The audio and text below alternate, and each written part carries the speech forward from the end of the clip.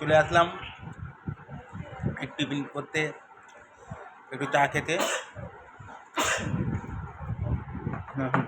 ঠাকুর মশাই আছে সাথে,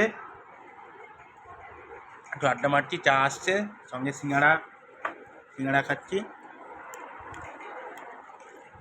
সিঙ্গাড়া চা,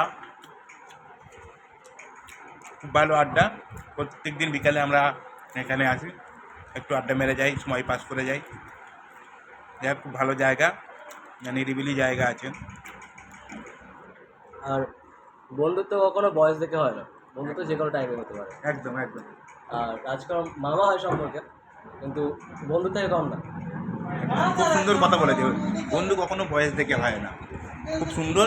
সাইনের সাথে আমার বন্ডিং আছে, খুব ভালো। সব দুটো চা নিয়ে যাবে? আচ্ছা, চাটাকে বলে দাও।